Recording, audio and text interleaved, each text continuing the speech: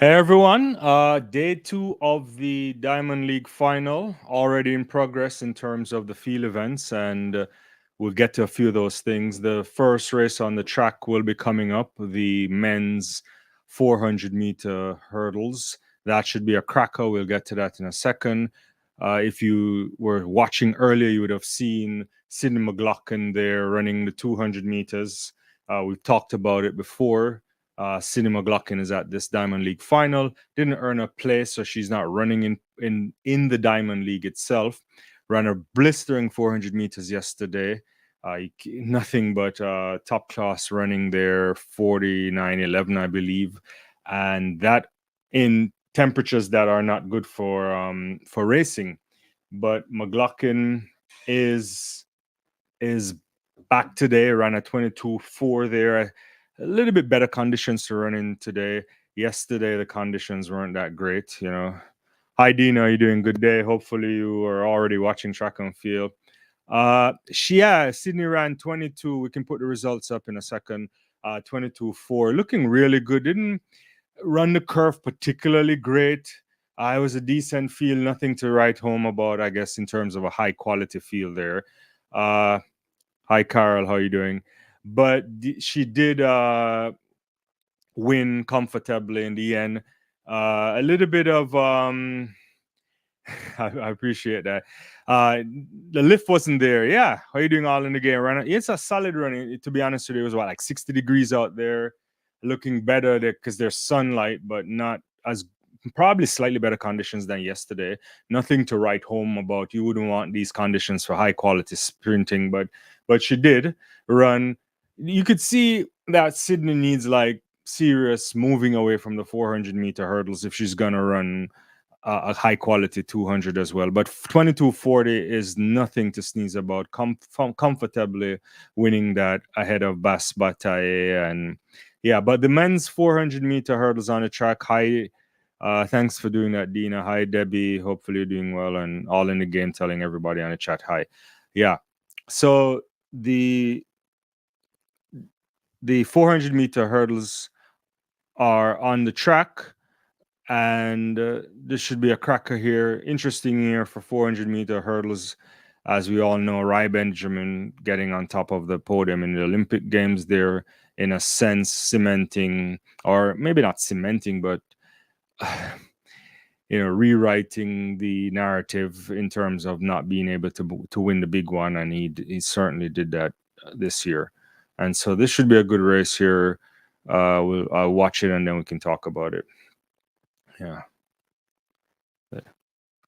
Looks like a good start there. Dos Santos already up on, I think that might be the Jamaican there. But Clark is running really good as well. Rashawn Clark. Yeah. But Dos Santos looking good. But I like what I'm seeing from Rashawn Clark here. He's still in the mix there. He might be ahead of Alison Dos Santos. He is ahead of Alison Dos Santos there. And so Samba is in the mix. That was a bad hurdle there for Rashawn Clark there that threw him off. But Dos Santos is in the lead. Samba coming there too, and Maggi. But it's Alison Dos Santos there in a 47.93, wins that. I thought maybe Clark would have won it if he didn't hit the. I think it looked like he hit that hurdle coming around the bend there. Yeah. But just one man dipping below 48 seconds. 47.93 for Dos Santos, who his season hasn't panned out the way I thought it would have been. He started off really great there and then faltered a little bit at the end of the season, not running the kind of times, that sub 47 times that we anticipated. But Samba there, 48.20, Maggi as well into it.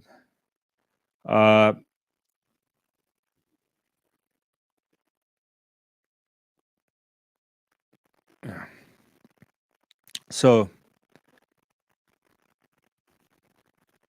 let's get to some of these comments here in a second. Yeah, let me see where we are. Yeah, Clark, yeah, he certainly hit that hurdle for sure. I'm just looking at the replay again. Because Clark looked good the other day as well. But look good running by Alison DeSantis there to kind of control the running at the end. Had done enough. Samba was closing there along with Maji, but there's nothing that they could have done. Let's see where we are. All in the game. Would like to see her try the 400 meter, 400 hurdle double at least once, but don't think she can pull off the double if Paulina continues to have a season like this year. Yeah, that would be interesting. I think that would be a stretch, to be honest with you, to do both 400 and I guess the schedule has to be kind. Also, you put yourself in an interesting position there. For example, say if MK still stays in the 400 meter hurdles, you do that, and two ends of the stick, you have to really exert immense amount of pressure, effort rather. And I think Paulina is running really great. That Olympic record there was special, moving ahead of the French woman there, Marie-Georges Perec. I think Paulina still has another great year in her in terms of going better. And then the others may be coming. What will you get from when you have a bunch of women capable of running sub 49? Then you might not feel comfortable trying that. I wouldn't put it past Bobby, but I don't know if that's something you want to try. Yeah. Dinas and Clark needs to work on clearing the hurdles properly, no matter the pressure. Yeah, I thought he was looking strong. I have to see it again in isolation, but he threw away the race there. Yeah. All in the game says want to see Kyra McMaster back in form to try break 47 like he almost did a few years ago. I agree. I think McMaster good when he got a medal. That was in Budapest. He got a medal, right? So it's an interesting kind of space for him. He suffered from some injuries, so that's also we have to wait and see. But to get him back, I think the 400 meter hurdles might see a shift, but I don't know if the shift is going to be great enough for others to find their way in the medal podium. So there's a decline that might be happening at some point to Varham, but that decline might mean 46.9, right? Or not being able to, or even a very low 47. And so the question is, the other guys who are coming in have to get to a point where they can be sure that they're going sub 47 if they're going to find their way on a medal podium.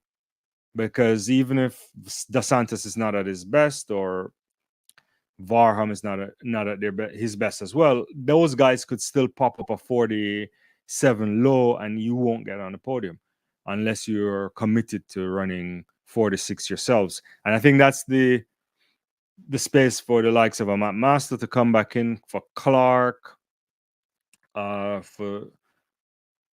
just taking a look at the shot put again here. I think Fabry had done that good first throw, almost 23 meters there. That looked good. I have to check the update in a second to see where they are there. Hi, Sonia. How you doing? But yeah, to close that out, I think you want to be in that 47, 46 space. You have to consistently run 47 lows and be able to go below 47 if you want to command a position on the podium. You see a lot of guys broke through this year, even Malik James King, and he was unfortunate with what happened to him, but you want to be down there if you're going to medal. Thanks everyone for joining. Hopefully you can like the video as well.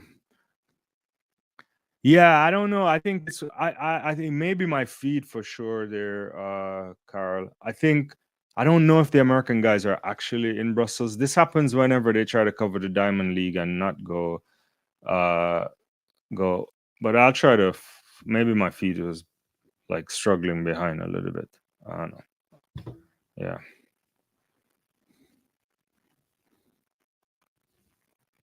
Yeah, Rajendra Campbell was. Yeah, he's been throwing a lot this season. Has he gotten a sponsor yet? That is the question. Because if you remember, he was talking about his inability to secure the kind of funding that would allow him to throw without worrying about stuff, right? So it's what? It's still Faber in the lead. Well, probably Faber will win this because it's what, 22.98. Krauser did a 22.79. Campbell has the 21.95. Yeah. So, and Joe Kovacs, no mark. Interesting. Let's see. Dina said he could have won this race. It seemed to me when pressure comes on Clark, that's when he starts to clut to the hurdle, to cut to the hurdle. If he work on that, I think he see him doing great things. I agree. I think what I also should remember is young, so there's time to grow in the sport. And unfortunately, you come into the sport when it's at such an elite level where a lot of people are really competitive. But uh, you know, he has a lot of time. All in the game. Dos Santos hasn't been the same since beating Carson at the Oslo Diamond League. Yeah, you're right. Since that time, because and it's interesting when you bring that up. Varham lost to both him and Benjamin, and they both ran that 4-6. They ran 4-6, if I remember, both times. Varham, that is, and he looked like he could have won. The Varham strategy for me has to change in the sense that if he continues to go that hard, he's going to get caught because he doesn't have the same level of that he was a few years back, and he pushes his body into some extreme dimensions. They're still all capable, though. That's the interesting thing of getting to the to that 4-6 range. But I don't know what happened to DeSantis after that, because leading into the Olympics, he went into that 47 range, and I thought he was just like cycling, and would get back to that low 46 there for the Olympics, and it just never happened. So, yeah. Thanks for saying that, Sonia. Dean is responding to all in the game. Uh,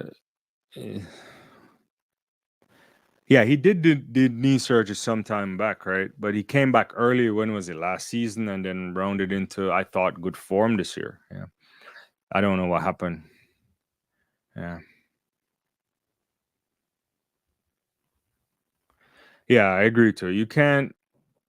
There's no medals to be had in 400-meter hurdles. At least be assured of the medals if you're not willing to push yourself to these 46 levels, right? Because those other guys are still too good. You may have to wait out the cycle. I don't know how much longer. DeSantis is young. Varham is still young, if you think about it. Benjamin the same, in the sense that they have time on their hands. They could stick around for another 4 years. Whether they want to do that is a question. At least in the case of, say, Benjamin and Var, I could see Benjamin staying until till you get to LA. Whether Varham decides to do that would be up to him in terms of whether he feels like he wants to continue and not win at the highest level. But the others aren't good enough yet. Yeah. Yeah. Carl, thanks for saying that. Yeah, he did. I didn't see the shot, the effort from Campbell. I saw the Krauser effort, and I saw the Fabry effort, who, in a sense, was probably a biggest disappointment for the season.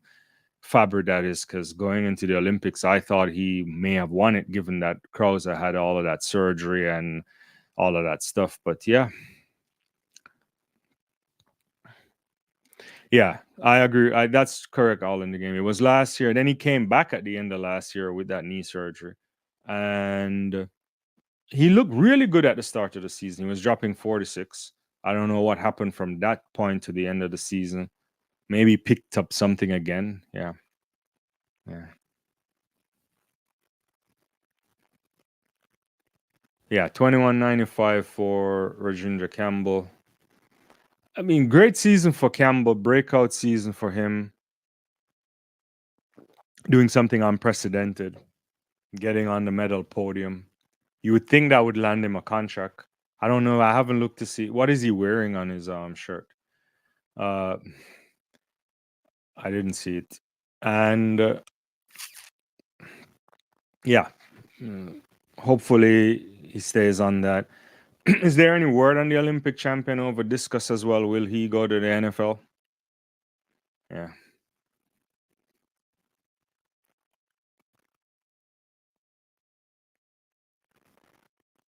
So no Sha'carri Richardson here. Yeah, right. Okay, yeah, right. All in the game. Maybe something went wrong. Did she? Did anybody? I haven't read any media reports since what happened to her yesterday, but nothing from Sha'carri here. Maybe she pulled something or felt something, or just not bothered to run in these conditions. I don't want to speculate.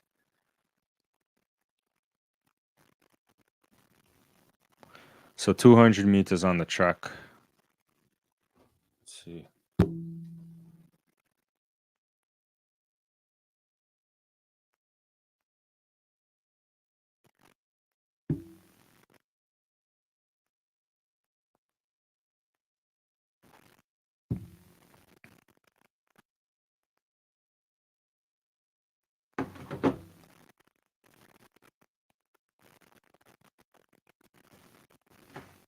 See what we get from Brittany Brown here.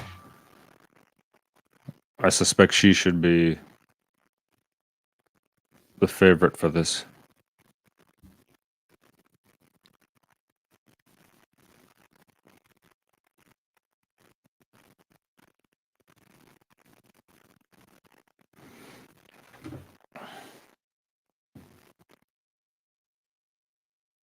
It's a good run there by Brown coming off the top of the quarter there, but Nita's there too.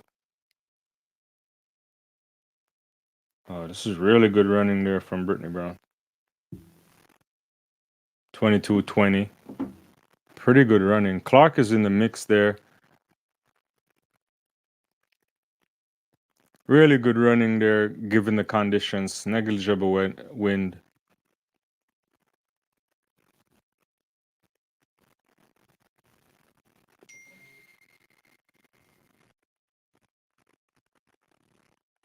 Okay.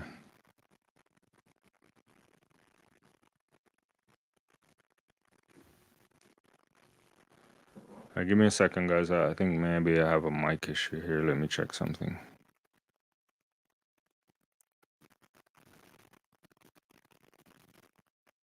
I think my mic is working. Yeah.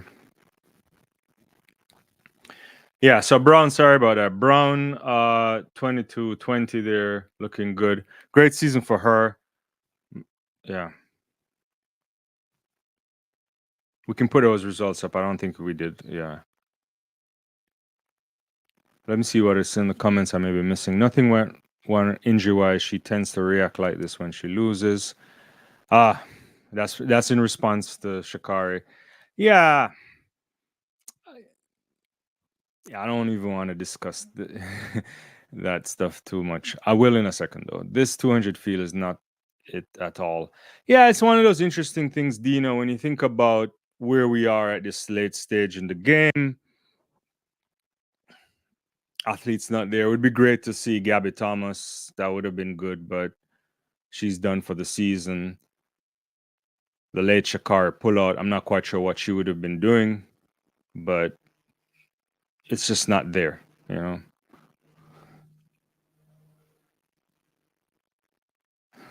Dina says all in the game. Responding to all in the game, Sha'carri is a sore loser.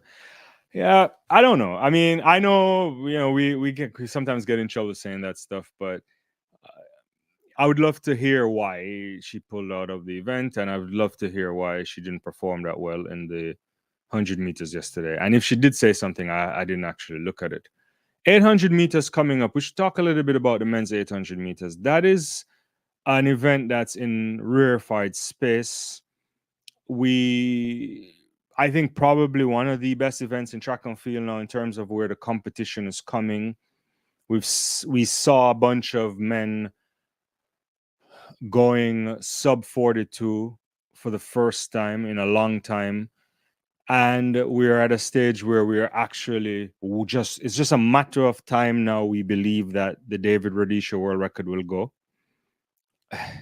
It all started with Wanioni, ended with him in a sense too, but started with him in Kenya in that altitude run, which was ridiculous. Then he comes down and Sedrati beats him. You have Tual as well there running all season. Marco Arap, we didn't see him for a while, and we are like, is Marco Arap going to do anything special? If he's not doing something special, he won't even find the podium in the Olympic Games. Then he decides to do something super special and just barely loses the Olympic title to Wanyoni Sedrati, who I thought would have won the title given his consistent 141 season, running a poor race and a race where he went into the Olympic final, you have to believe, in the best shape because he had timed the semifinal to like a 145. It was really slow. I know we have a bunch of men that can do something really special, and I'm just here for it. I never envisioned that the 800 meters would have been at this space. Wilson Kipketer had that world record for such a long time. Then David Rudisha comes into the mix, and that's the greatest thing I saw in London Olympic Games from an individual on a one performance, and on the track. And then now we're like just waiting. Can it happen? I don't think it can happen tonight. It's probably too cold for that. But maybe next year. Maybe next year. What's your thoughts on the 800 meters, guys? Yeah. Thanks everyone for joining. Let me know your thoughts on this. But this is going to be a good 800 meters. Tuol is there. Wanyoni, Marco Arap, Sedrati. So the Olympic medalists are there. Ben Patterson's there as well. Yeah, it's going to be crazy running here. You've never really looked at a lineup and you can count like 1, 2, 3 guys. Is it 3? 1, 2, 3, 4 guys that have already gone 141. It's never happened. So this is just rarefied territory. Yeah. Dina says a 50% Sharika Jackson could have win all the 200 races in the Diamond League this year. Yeah, I get what you're saying. I suspect a 50% Sharika Jackson could on form, but if she's struggling with injury, then that's not the place that you want her to be, right? And I know you're not saying that, obviously. I hope that we get a Sharika Jackson healthy next year, right? I suspect if the injury were to go a little bit longer, at least she has the bye going into the World Championships. But the world wants to see Sharika Jackson back. It's just interesting that two of the greatest 200-meter runners that we've seen may end up never having an Olympic gold medal, and that's in a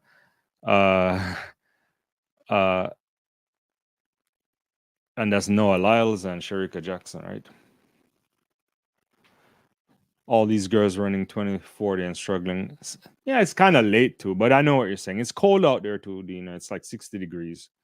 Sup, Henley, are you doing 50% Sharika? Couldn't at 90, could. Yeah. I think a 75% Sharika Jackson could still, I don't know if she'd win all the races, but she could still probably run 2240 at that level, right? Yeah.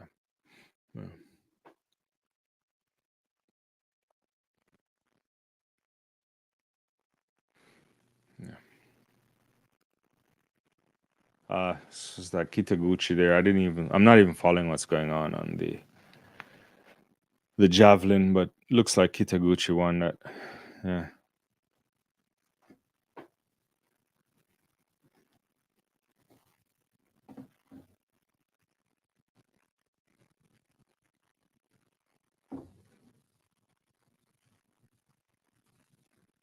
So we should get 800 meters soon, I think. Is that next on the track?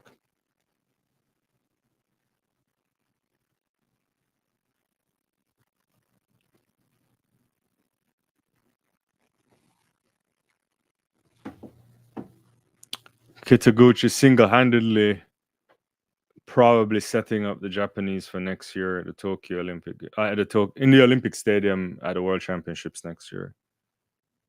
Yeah.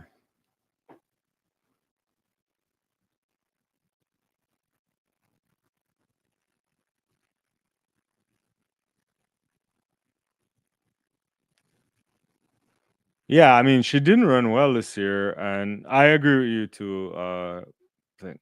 I guess the comparisons at her best, they're probably saying that.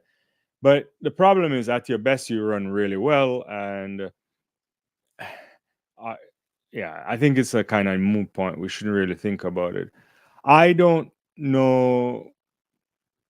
I guess we haven't really understood the extent of what happened to Jackson this season in terms of a transparency on all the injuries. Clearly, there had to be injuries before the the big one that we saw in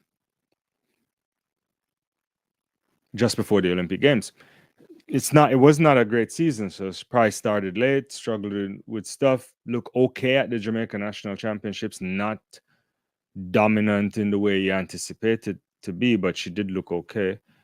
It's just one of those years, athletes pick up injuries. The question is, uh, what can happen there? Ah, yeah, you're right, Carl. It's a steeplechase that's next on the track. Yeah, yeah. This is also an event that's in really interesting space. Yavi, Chemotaif. I mean, it's ridiculous where the steeplechase for women is going. A world record could have been broken recently from Yave. Yeah, I don't know. I think all I've been, I've said it before. I don't think it's anything new. If most of you probably know this already, but the most of the women's distance events will just continue to go for years to come. I don't think we've touched a ceiling on them yet. So yeah, it's gonna happen. Especially even steeplechase. I think at some point Semba Ameyu will come and destroy the field. Yeah, it's really you hate the steeplechase. It's one of the great races. If you hate the steeplechase, then maybe you'll like the new World Athletics trial. They are thinking about the mile steeplechase. I watched it the other day. They did it at a Dutch meet when they were testing it out. It looked good. It's interesting. They haven't figured. I don't think the athletes have figured out the pacing yet for the mile steeplechase, but they'll figure that out at some point when if they do it. I'd like to see it, but I don't want to see it at the expense of the 3,000-meter steeplechase. So I think they should do both. But that's the next innovation that World Athletics wants to do is to introduce the steeplechase for 1 mile. Yeah, yeah. But the barrier comes so quickly when you look at it. Yeah, yeah. Yavi is exceptional for sure, Carl. She is really exceptional. Yeah. Yeah. Women's steeplechase, really interesting space. I think I don't know if she can break the world record tonight. I don't anticipate world records here, even with the wave light. It's just too cold. But Yavi was just way out, just a bit outside of the that world record, right? So yeah.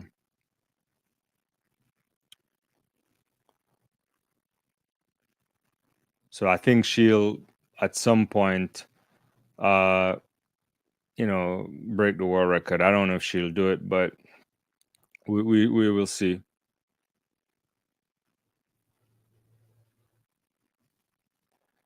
Anyway, let's get back. Yeah, while they do that, we can talk about anything else you want, but have anyone seen the Miles steeplechase? Have you watched it?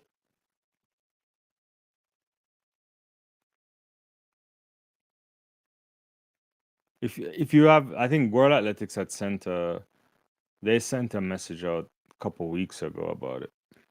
You had to get a link to watch it, but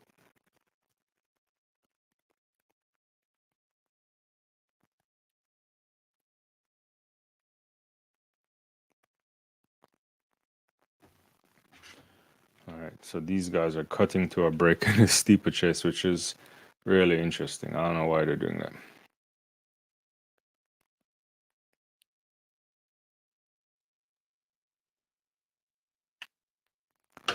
Oh, you haven't seen it, Carl? Yeah, it is. They had a meet the other day uh in what I think they call it the test lab. World Athletics has a test lab where they test everything out. Uh, I think it was in Freiburg or something like that. Off the top of my head, I can't remember exactly, but there they tested the pole vault clearance, height clearance. So what World Athletics is trying to do or want to do is to see if you should move away from the pole vault bar clearance. So currently you set the bar at whatever in pole vault, so 6 meters. But athletes can jump higher than 6 meters or whatever. When Mondo clears, sometimes he clears with a lot of space. So they want to measure the height that the athlete actually clears. That's a potential thing that they want to do. I don't know if I like that. So they tested that out. So you can see it. And actually, if you watch that meet, you'll see the long jump takeoff zone in implementation. So you can actually see what it looks like. So after the board, there's a little bit more like a 10 cm more where they have the zone, so you can still go over an additional 10 cm. So yeah, I don't know. That's still I'm not 100% sure about, but we'll see. Dina says, I'd rather watch the pole vault than the extremely long running. I hear you, but I encourage you to watch extremely long running too. It's really good for the sport. I did see this, yeah. 16-year all in the game is saying 16-year-old Chinese javelin thrower Zihan just broke the U20 record for the second time this year. Was sadly prevented from going to the Olympics due to an unfortunate age restriction on throwers. I did see it earlier. No, yeah, this kid is interesting. Let's see. Where's the results at? If we can pull it up, maybe.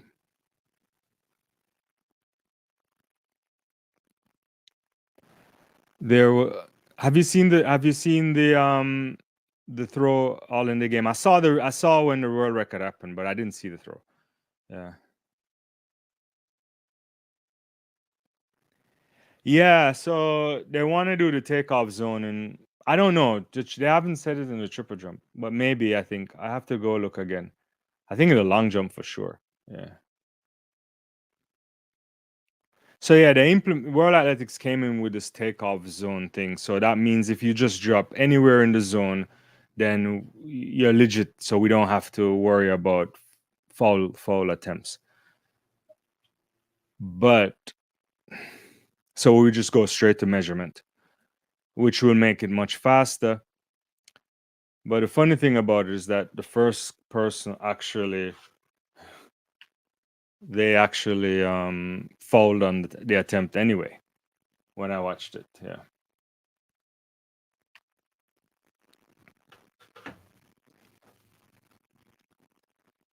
Yeah, but you could see it in process. So they just the run up looks slightly different. It looks the same but slightly different. It has another couple zones there, so you can land anywhere there and you should be fine. Yeah.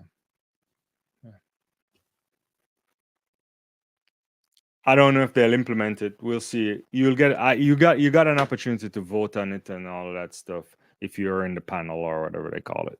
There's a fan panel or people can get their say on it. Whether or not they take any input from the fans of track and field, I don't know to what extent it matters. Yeah. Henley says Elaine absence from global competition is more mids. Interesting. Yeah, I don't know how to think through that in terms of the impact on track and field. It has to be big, but hopefully she can return. Right? There's not much left there, so in the sense that there's just a period where if she comes back, she can probably get a world championship or two. I don't know if she'll stick around until LA. I guess it just depends on how well she comes back. And can she come back and double is also an interesting question, Dina says, I really hope Elaine is working on the Achilles. I want to see her next year. Yeah, that is a really tough part of the body to work on. Did she have surgery? I don't know.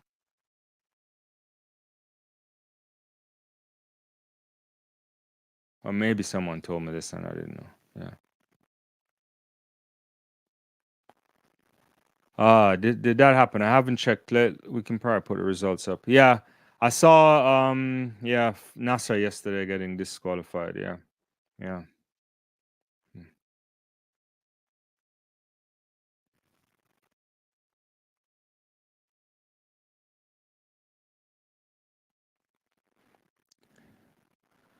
Mm. Henley's saying Elaine absence from global competition is the biggest thing, not Sharika Jackson's.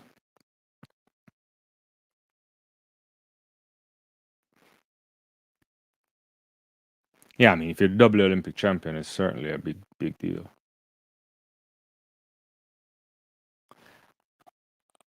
Yeah, I don't know how to measure the difference. I mean, but I think both of them absence this year was certainly a big thing for the sport in general. But the thing about it is that it creates space for other people to come through. So that's how it works. Cycles happen, people get hurt. Yeah. This year we lost a lot of top champions, not at the Olympic Games. Yeah.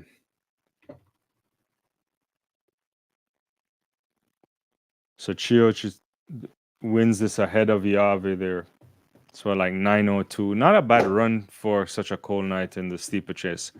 Yeah. Yeah, I think it creates a space for others to come through. But this year we missed a lot of top athletes for sure. You know, you think about in whatever capacity you might think Shauna Miller Weber wasn't healthy enough. You missed Stephen Gardner. This is what how many years in a row we haven't seen Stephen Gardner either. So I don't know what to make of that too. Hopefully he can get back to full fitness. Dina says Elaine has 2 world championships left in her body. Not sure about LA. Yeah, LA is a stretch for a lot of athletes, but it just depends. Can she continue to double? I don't know. It just depends on how much training she can do. They have to figure out what's happening, right? Get to the bottom of it. I find it hard that they haven't find the right specialist yet. That's troubling in a sense. Or maybe they have found the right person and they just can't do much about it, and it's more just of trying to create a program that can allow her to train hard and still handle the injury. I don't know. How are you doing? Hi to you too as well.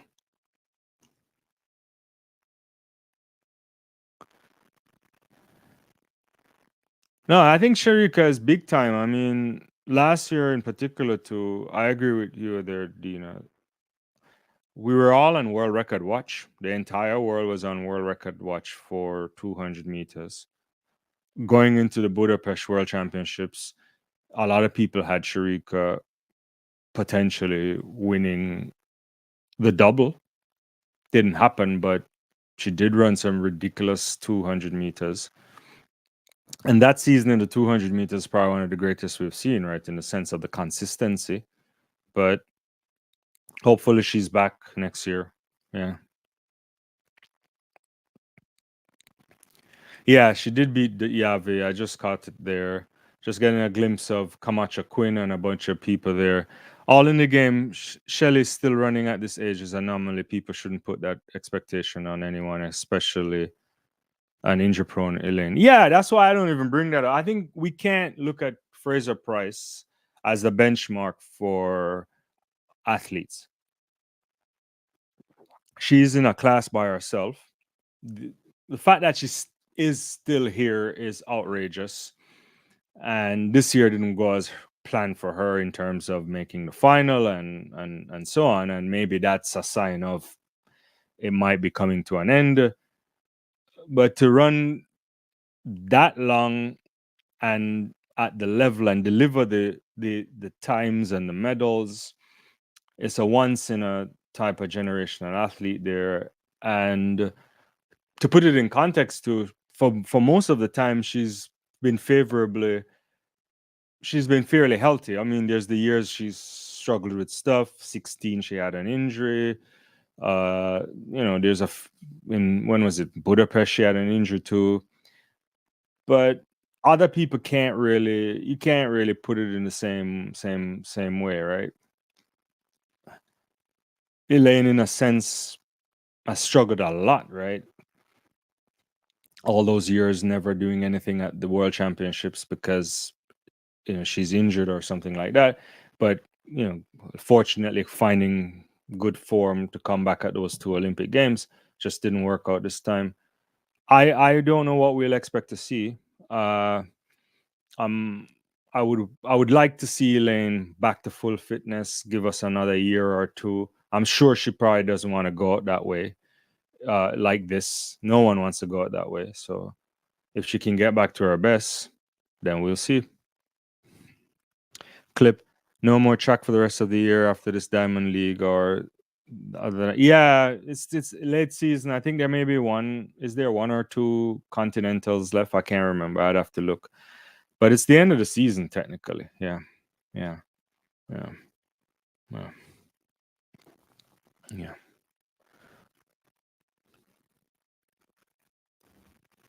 Is that next weekend? When is that? Or in the week?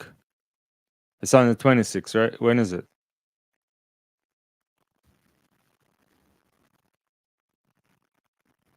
I saw Jakob Ingebrigtsen in is he gonna run a half marathon there in Copenhagen or something like that, or wherever it is?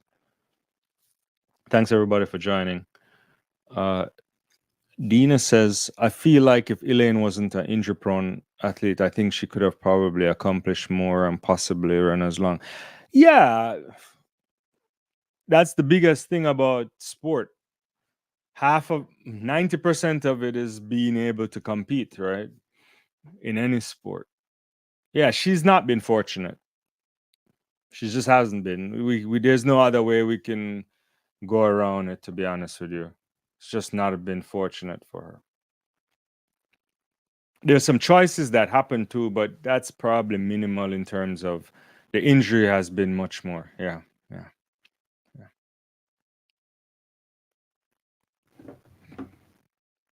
Yeah, thanks for confirming that. Did you guys see that Krauser's about to launch? He's going to do a soft launch on throws meet. Thoughts on that? I'd go. I'll definitely go.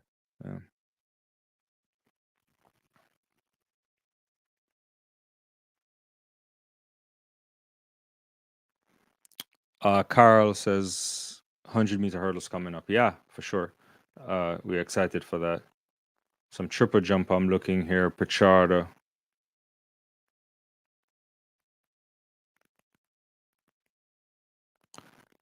Henley says Elaine is Jamaica's greatest female athlete.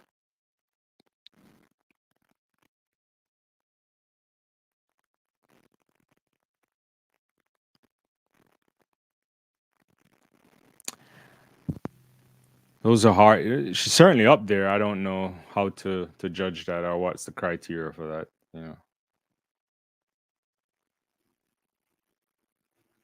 Possibly, maybe.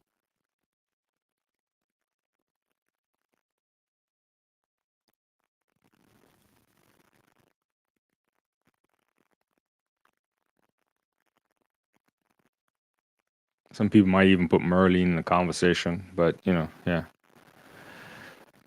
All in the game. Krauser should band together with the jumpers. Why leave them out when everyone else is leaving both of them out? Yeah. I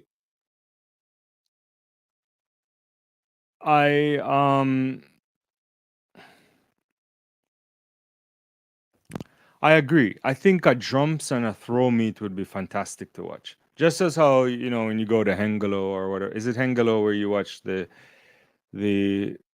big field events meet there and you see all those great multi-eventers?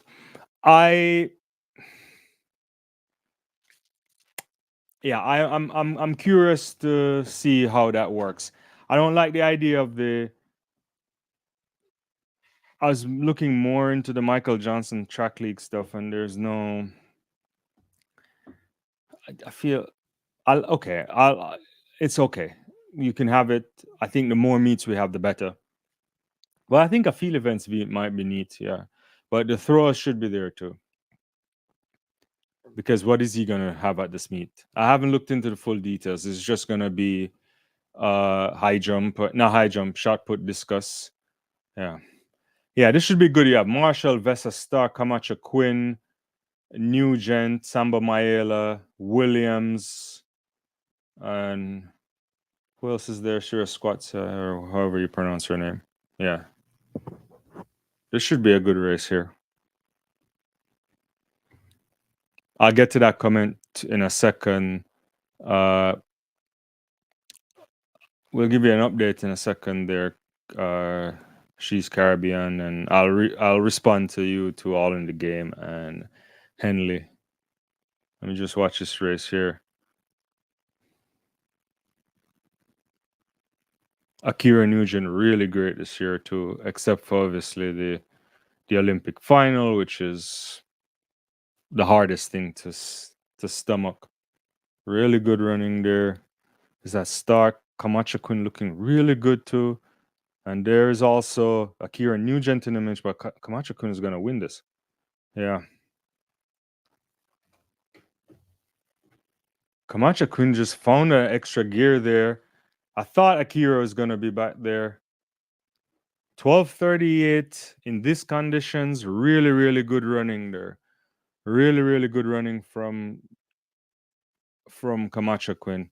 12:38. Vessa there, 12:54 ahead of Akira Nugent, 12:55. Stark, 12:59, and Williams, 12:62. I'll start with that comment from All in the Game. He says, I maintain that JCQ at her best is the most consistent sprint hurdler of the last 4 years. I think there's no disagreement there. So we often say that the sprint hurdles is the most competitive event in all the track and field. On any given day, anybody can beat anybody. And that's really true when you look at the caliber of women there and the times that they're capable of running. The one difference is that even though anybody can beat anybody on any day, Camacho Quinn seems to always find a way on a medal podium, healthy or not. That's how good Jasmine Camacho Quinn is. She will find a way to get on a podium. And so I think you're spot on there. And potentially, if she wasn't, last year she had niggles, right?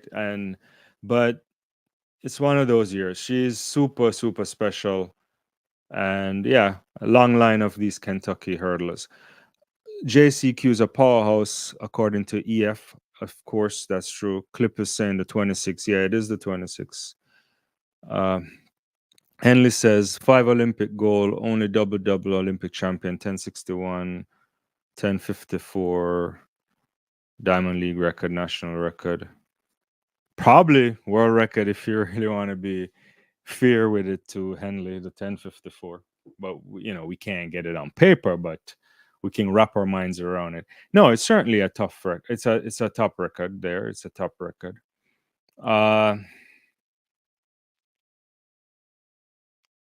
Yeah, in terms of decoration for sure. And that year in 21 was super, super special. 16 was special for sure too. Yeah, it's hard though. It's really hard. But it's a strong case. I think either way it's a strong case. I don't know if you just work on performances, possibly.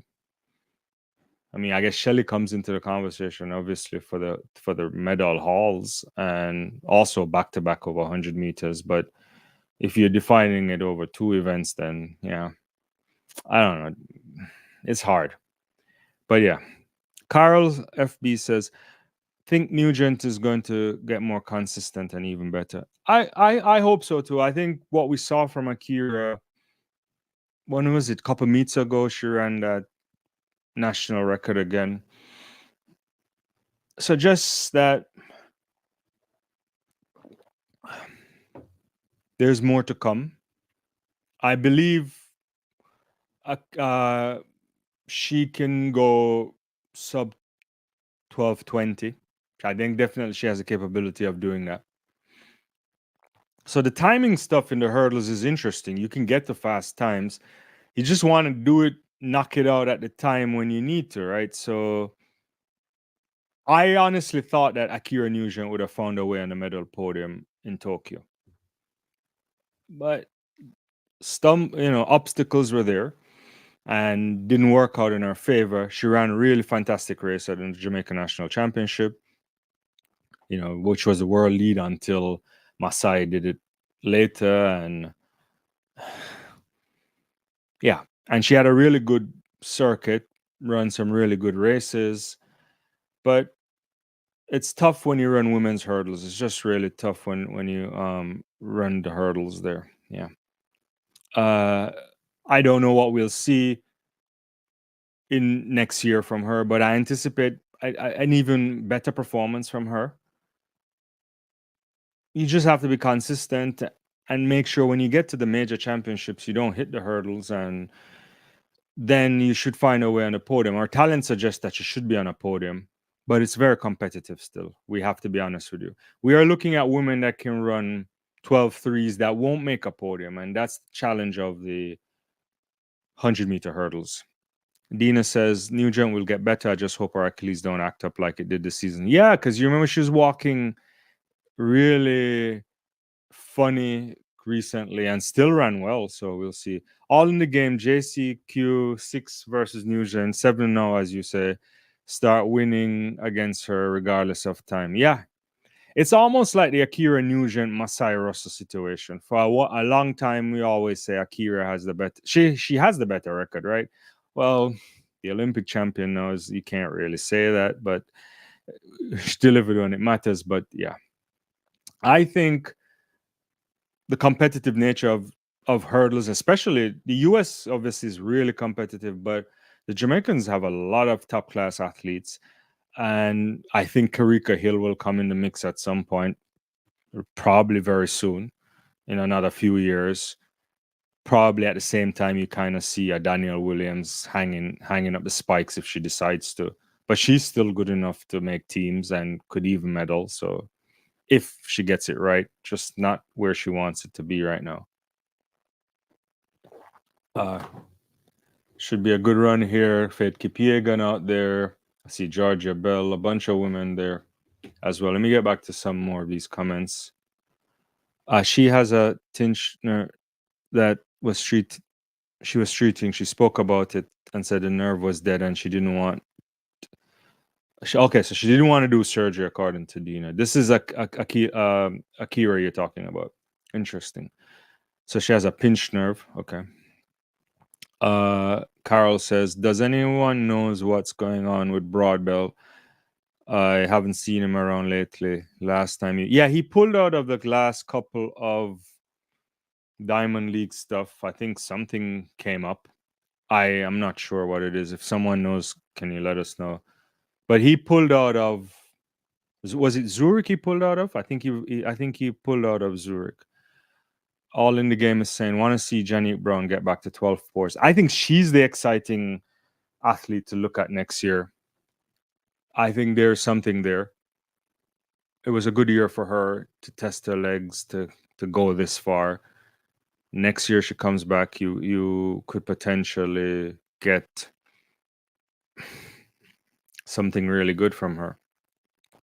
12 fours is, it's funny how we talk about 12 fours now as if it's just ordinary, right? I'm not saying you're saying that, but when you look at 12 fours now, lots of women doing 12 fours.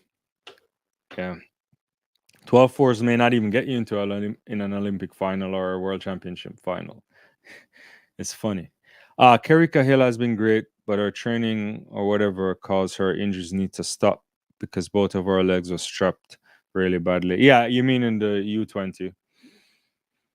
Yeah, I don't know. I actually don't know much about the situation, but what we do know is that Kerry Cahill is super talented. Yeah, yeah. She's Caribbean says, I saw Broadbell post being at the physiotherapist's office. Yeah.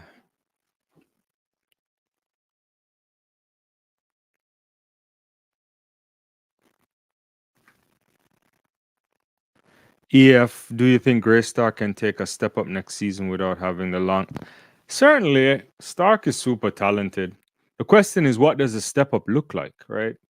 Are you saying 12 twos? I don't know. But she is, I guess it's Jep Koskai ahead of Halem, ahead of Kipiegan right now.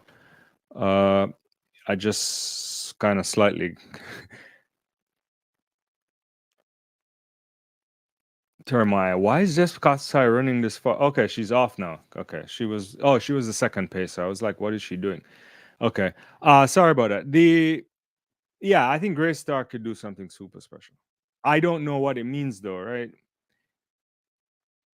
It's hard to make the team, but I think she certainly will make can make the team.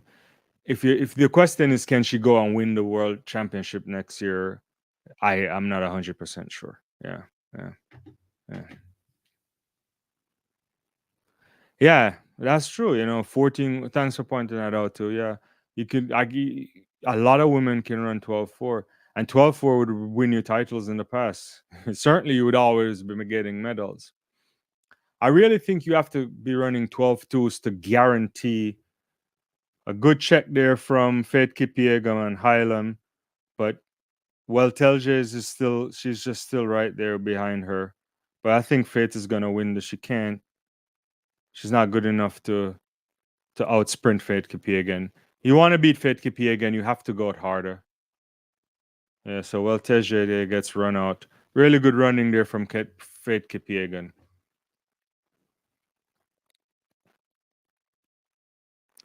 Yeah. Let me just look at the replay on this. So 3:54. It's pretty fast. Meet record there for sure. Jessica Hall getting that third place.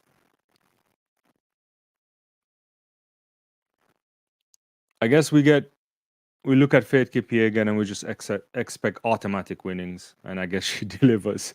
She's just, yeah, always starts, always, it's outrageous how good Faith Kipiegan is. But to close this point off, yeah, 14 women went there. Look at, look at the world champion and world record holder over 60-meter hurdles, and she can't sniff a podium place, right? It's just, and she's been 12 force. Did Kambunji can't sniff anywhere, can't even make finals if you, in some cases.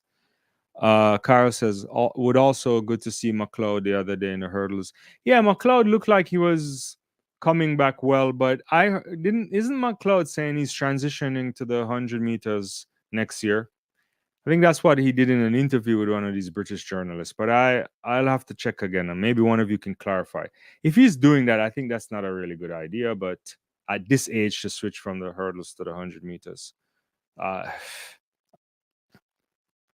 Brandon Webb's at least 10 female hurdles can win any given race. Yeah, that is true. That's the challenge of the hurdles.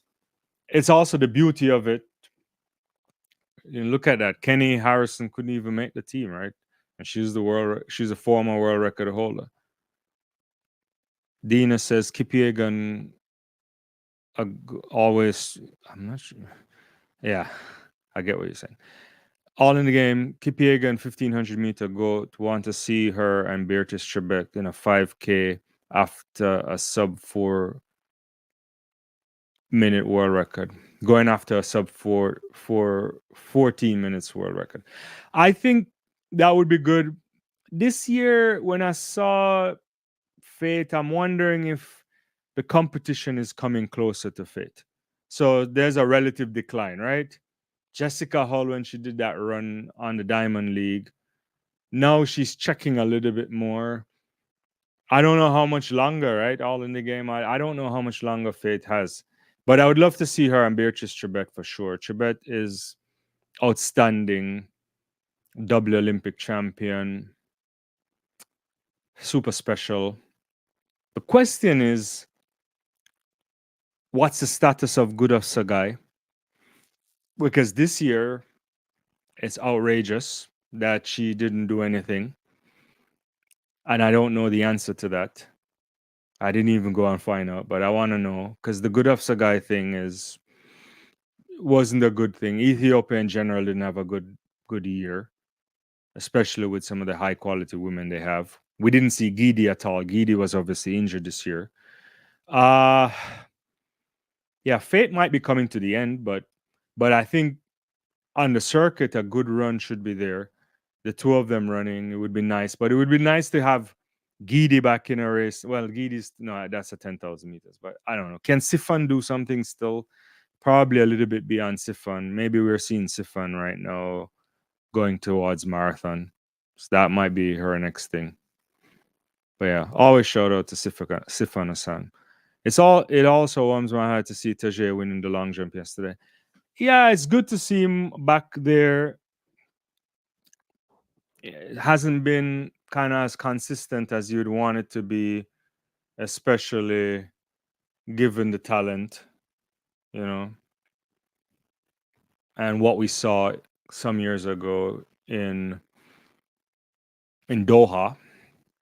Certainly, I'm bitter with the long jump in general. Clearly, Tentaglu is the most outstanding in terms of his consistency, and I like what I'm seeing from Kier McLeod and Pinnock, and those guys can come, and there's a bunch of other guys that could what's that Italian kid too, he could also be there. But the long jump guys I need to see 8 guys consistently jumping 8 meters 50 at every meet, because I think it's normal to request that.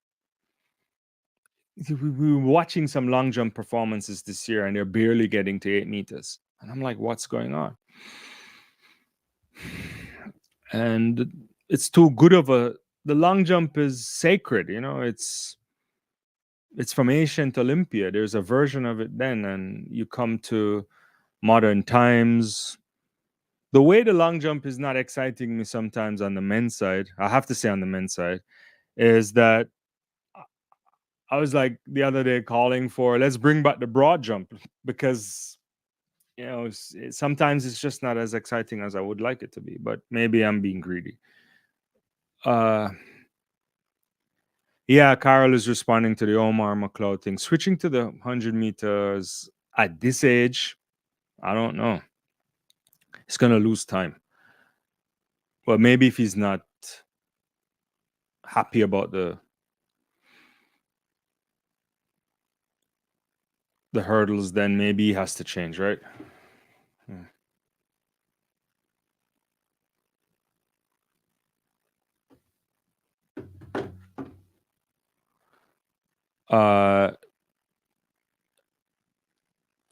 They said the meeting record Kipyegon demolished was from 2003. Yeah, it's been a while.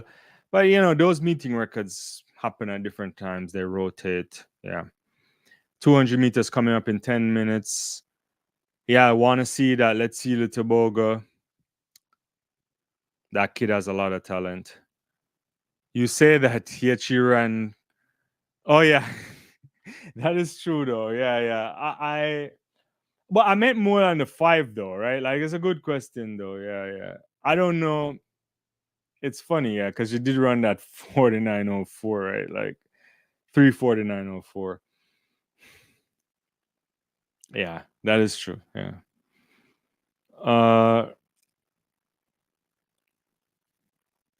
All in the game. Sagai has no business trying a 15 5K triple. Terrible decision. Well, I mean, Sifan, they see Sifan and they think he can follow that. But also, I felt like Sifan sometimes do these crazy stuff. The fact that she came back and tried to do this and then even won the marathon was just outrageous. Like, but medaling, obviously, are the other events that she tried this year. In 6, I don't know if she could have won even in Tokyo all of those medals. I mean, obviously, she had that fall in the 1500 meters, but still, Sifan is. I think she has a interesting kind of setup.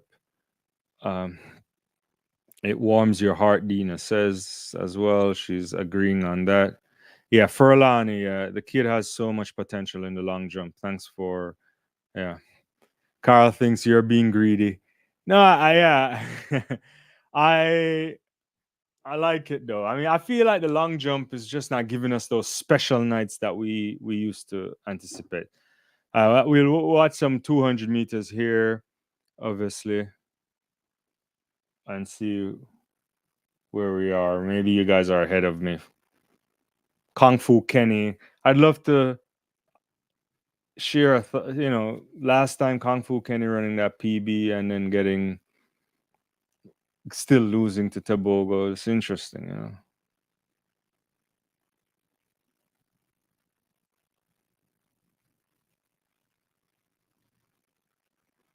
They should give Let's see that diamond they found in Botswana the other day. I'm sure he'll make use of it. He's running a good curve here this time, but he's not running it as good as he should, though. Yeah. Kung Fu Kenny again with a better curve, but let's see is coming here.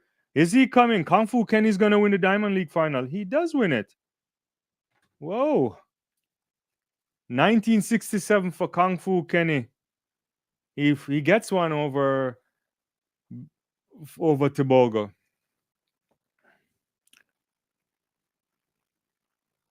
Big title here for Kung Fu Kenny.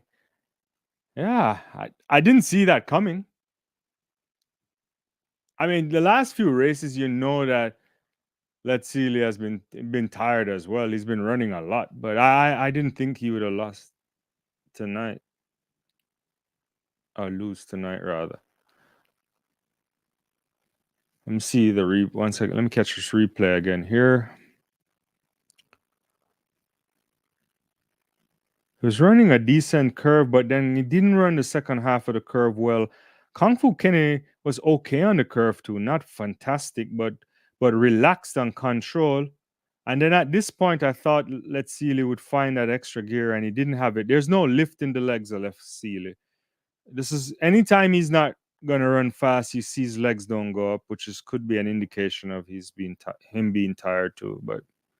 But congratulations to Kung Fu Kenny. Yeah. And Uganda there as well. Let me check those results once more. Looking really, really good. Let me get these comments. I'm missing out a few of them. Go from the bottom up here.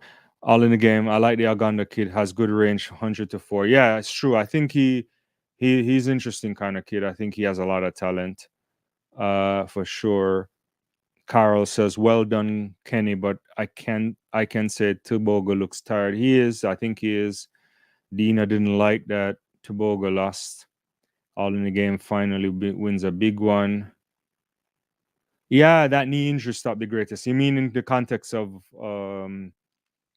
Gale, right? Yeah. Yeah. All right, let's see. Dina says Tobago is tired and they say he pulled up in the meet the other day. I didn't watch that race. Was it what 20 point something run? Yeah. Yeah. Sheep's Caribbean says, "Whoa, schoolboy comes in second." Yeah, I didn't see that coming, but it's been a long season for Let's Seal It too. He's ran a lot. He's gone through a lot too. We all know the story, well documented, losing his mother.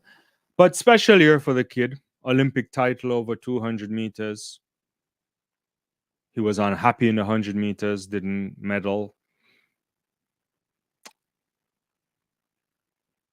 But 44-2, 400 meters for Letsili. World best over 300 meters. I will continue to say it until he does it, or it's just never going to happen. That Letsili Tobago needs to run the 200 meters and the 400 meters. He's young. I think he is capable of doing it. And he would bring a level of excitement that we haven't seen over both races in a while.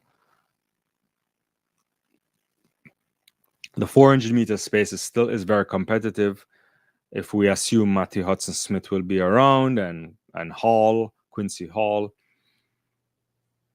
and others to come, obviously, maybe a returning Antonio Watson. a Samuel Congo.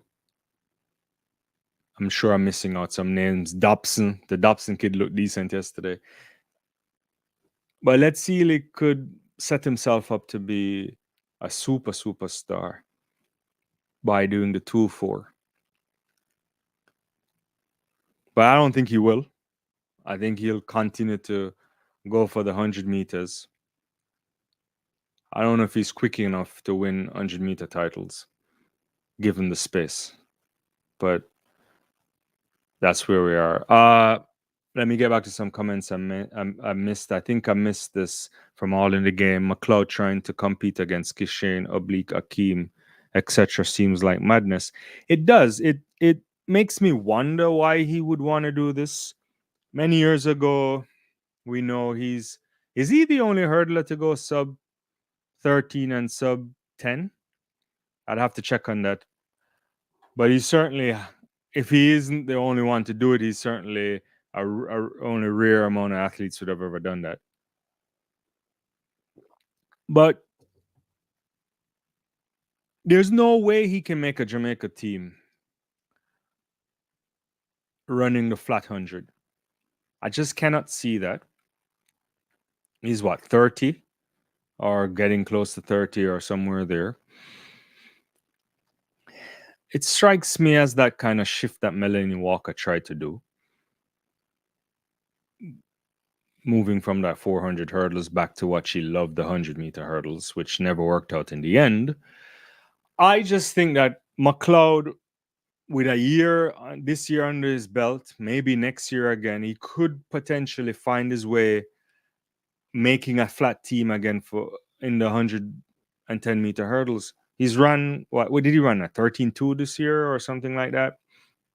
It's not terrible. He could probably get that down somewhat, which would give him an opportunity to compete for an individual spot at a world championship. I fear that if you go and run the 100-meter flat, you're just gonna make sure that you don't make a team. That's the way I think about it. Let me get back to some comments here. Carl says 400 was mad yesterday. Charlie Dobson, who didn't win her season, I think he said, who hadn't won a race all season, went and won the Diamond League. Mad, I tell you. Yeah, it is. He came down at the end there ahead of, who was it? Karani was there and the other guy. Yeah, Dobson, interesting kid, lot of talent too. Good season for him. Did a really yeoman's effort to help Great Britain as well at the Olympic Games. So we'll see what he gets up to next year. Dina, Tiboga can rest up and come back next year. I think his coach should not let him run so much and save his body. So when it's the final of Diamond League, he can get that trophy. Yeah. All in the Game says Tiboga says he, and yeah, I think they have to manage his running just to finish that out, Dina. What they do, he did run a lot. I also think there's moments where you want to run too because you're trying to get the bag, as they like to say. You would think he'd get a lot more sponsorship coming his way this year. He might be getting some nice things from from Botswana as well. So we'll see. All in the Game, Tiboga said he's not committing to the 400 for another 2 years. Think he wants to run sub 9.8 in the 100, preferably in a global final. And I think he can if he starts as well as the Rome 100-meter Diamond League race.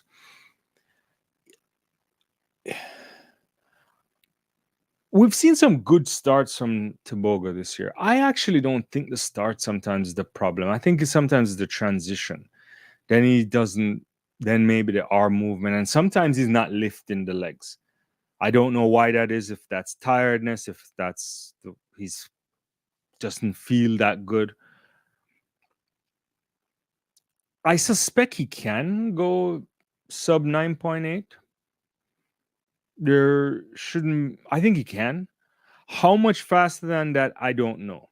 So the question I'm asking is, well, I guess if he can run sub 0.98, that puts him into the conversation of winning a global title. So that's probably where we would see him in some ways. But I just feel like Tobogo could immediately attack the 400 meters. It would improve the 200 somewhat, even more. But I don't know.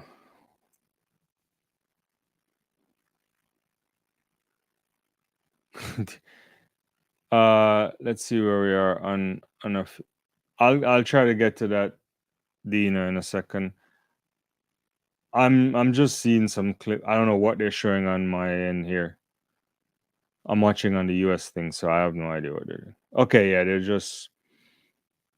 I'll let you know once the 5,000 meters are over for sure. Where are we here? On some more. Carl says my son used to compete against Dobbs in the 200 meters a couple. Oh, very nice, very nice.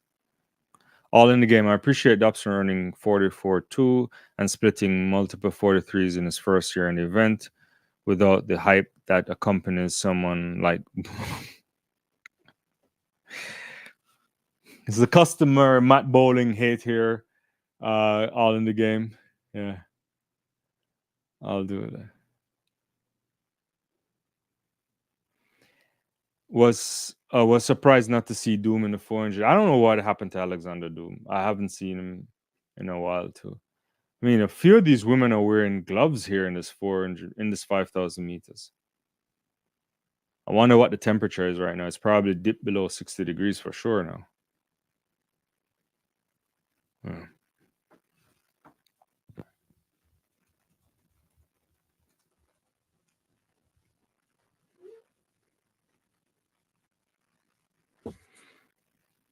Yeah. I want to check a few things. What else is in progress right now? I don't anticipate a great time in the 5,000 either. Should be good, but I don't know how good it can be in a like cold conditions like this. It's probably not a great meet to be watching inside a stadium. Pretty much freezing in September.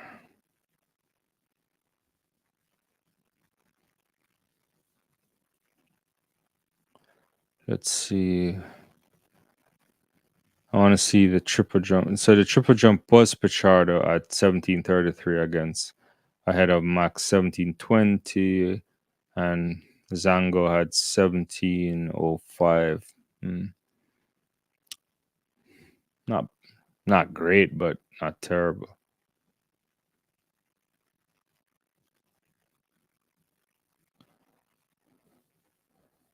And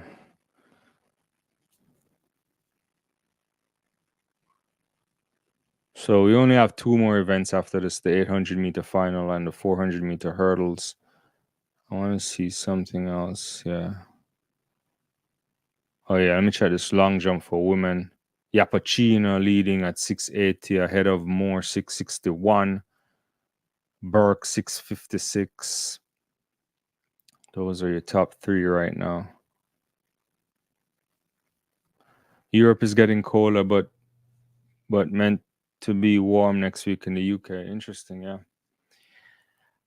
Yeah, it's been one of those things. Midwest of America was really cold some weeks ago, and then now it's like summer again. It's just crazy. Yeah. All in the game. World champions in Europe in September are going to be tricky weather-wise unless they're held in southern Europe, maybe. But yeah, Portugal, Spain would be interesting places. Italy, Padova, that would be nice. I don't know if Padova could actually host. Yeah, it could also. Maybe Florence. I don't know. That's not. Yeah, but that's. I don't know. I don't know enough Italy to be speaking on this. But I suspect a lot of athletes train in Padova, and Padova is nice. I've been there. But it can also get nippy too. But the conditions could be better at that side. They should have a World Championships in Venice. Probably can't have that, but everything would be on the water. There would be no place for people to stay anyway. It would be just super expensive. Yeah, I'm intrigued by the World Championships late again next year. September in Tokyo. What's temperatures like in Tokyo in September?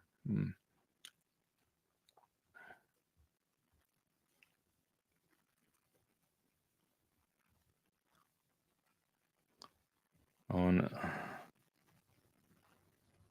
Let's see. So, what are average temperatures for Tokyo? It's pretty warm in Tokyo in September. Should be good then. Yeah.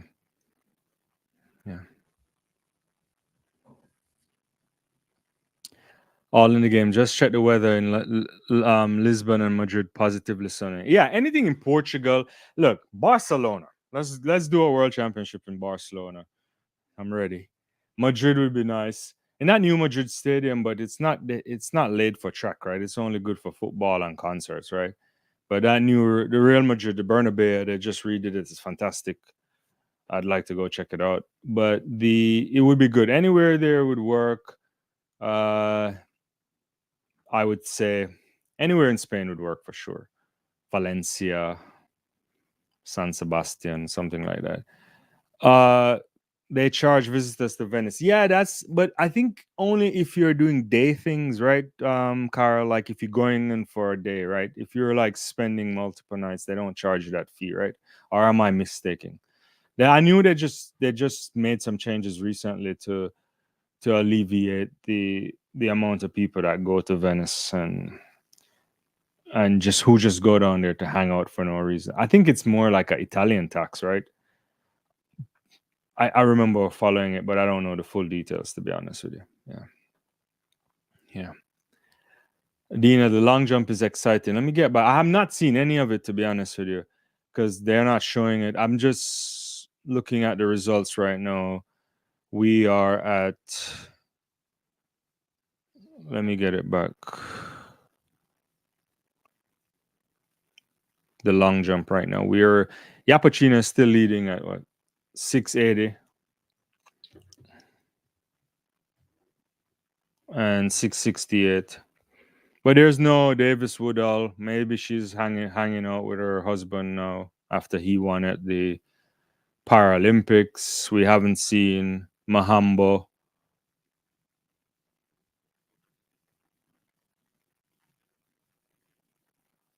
Yeah.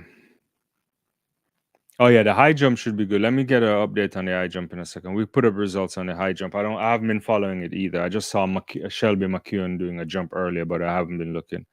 Yeah, it's day visitors, right? Yeah. You mean the high jump? Let's see where we are in the high jump.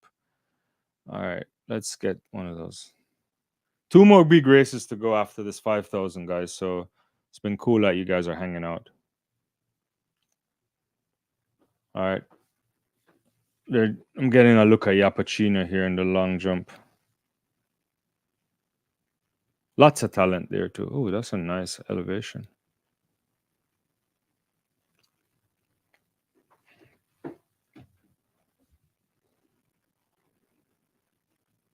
Oh yeah, I keep forgetting that Fiona May is Yapachina's mom. Totally forgot about this. So you come from high quality track and field background there. You guys remember Fiona May from back in the 90s?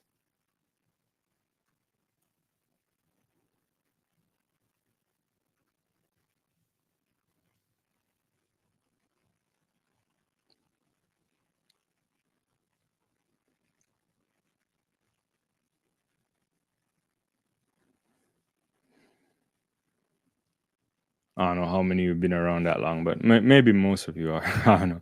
Fiona May, I think Atlanta. Was it silver in Atlanta? Right? And I think Sydney too, she was medalist.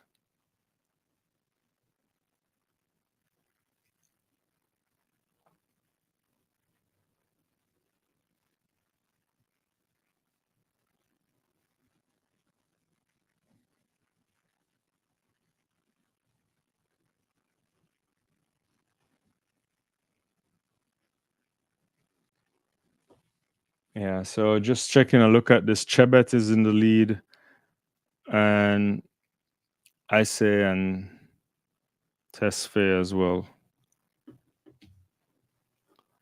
All in the game. Do you think Kipiegan tries to defend both 15 and 5,000 world titles next year, given how good Chibet is in the 5K? Yeah, I don't know. I think Chibet is in different space right now. I suspect it depends on what the season is like next year, because Fate's been around for a while now, right? And to really be competitive over both events is a lot, right? So the question is how much work she wants to do. Do we think like how much longer will Fate Kipiegan stay around, right? That's the question, right? It's I think for someone like Fate Kipiegan, it's probably motivation. Maybe I don't think she fears Beatrice Chebet, but she's not old, but she's 30 already. And so she's what, 31 next year. But she's been around for a while. She did have that break to have the child. But she's she's gone 3 in a row at the Olympics. She's won all of those titles too at World Championships. Couple silver medals too. I don't know. I mean, I guess if she wants to, yeah, yeah, January 10th or something like that, right? Yeah, if she wants to stick around, the competition for sure and 5,000 is tougher. I think I don't know all in the game. That's a good question. Depends on how her body feels, right? If she goes next year, I think she'll try to go and defend her title next year in Tokyo, win that. Then maybe she runs clear. Doesn't really matter. Our head space is like I can do this, but I think Beershit Shabet is in a space to destroy world records too. What is going on here? The camera guy lost this thing there, almost caused an accident. But truthfully, I'd love for her to defend the title. I'd love for her, as you said, to come up against Chibet, a fit good of Sagai, because the sport needs it. So if she can do it, it would be no shame on her. I mean, I don't think you would, we don't look at her in the same light over 5,000 as we look at her over 1,500. So I think she'll be fine. Right now, Chibet is just obliterating them.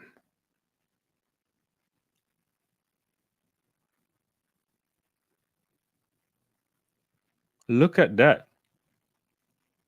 It's almost like a 40, 50-meter lead there.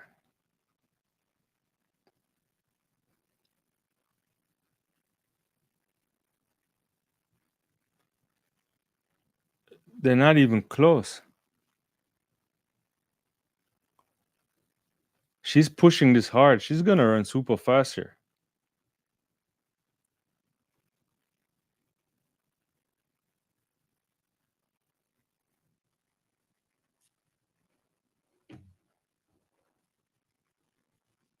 Where's the wave light? I want to see it again. Is she ahead of it or?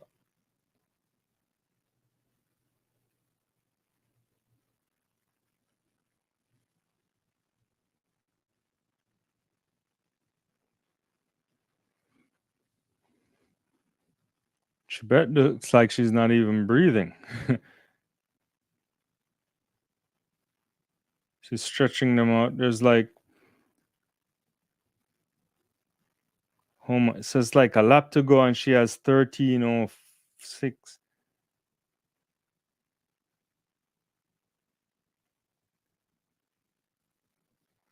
She could break 14 minutes here.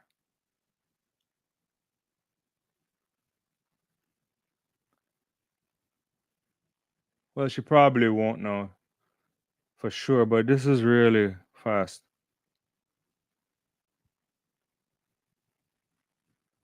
Yeah, she couldn't break. I don't know what I was saying there, but oh,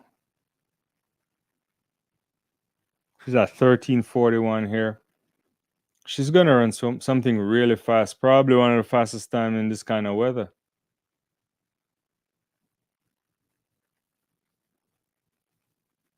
So it's like 13:50 here. It's gonna be super fast. She's gonna beat the meet record for sure. It could be a world lead. Is it gonna be a no? It's not gonna be a world lead. Is it?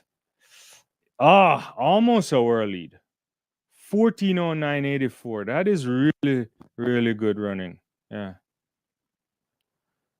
All in the game. This is what I mean. Would love to see her Fate and go at it next year, but does Fate want to? I don't know. I think looking at Chibet right now, I don't want any piece of that. I don't, I don't think she would want any of that, to be honest with you. That was outrageous running there by Beatrice Chibet. Imagine running this in like 75 degrees. The body feels better. She got that is outrageous running there. World U20 record there for Isa too as well, 14:21. That's some big time running going on there. 14:09.82 in that kind of condition is not normal.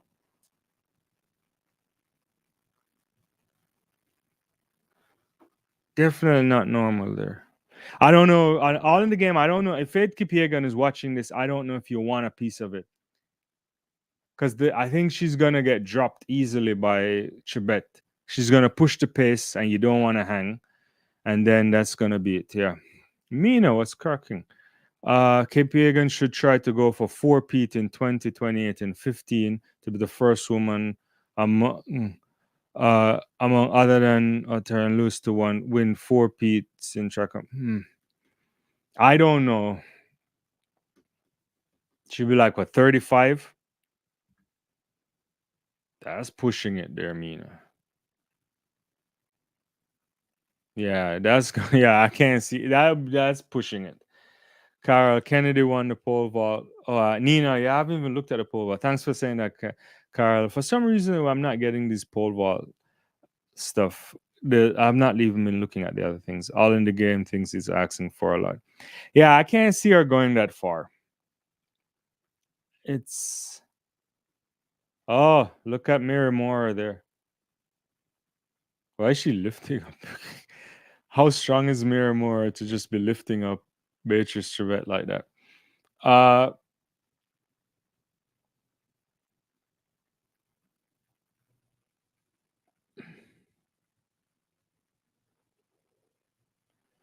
Yeah, only by that Fate will be on the road. Yeah.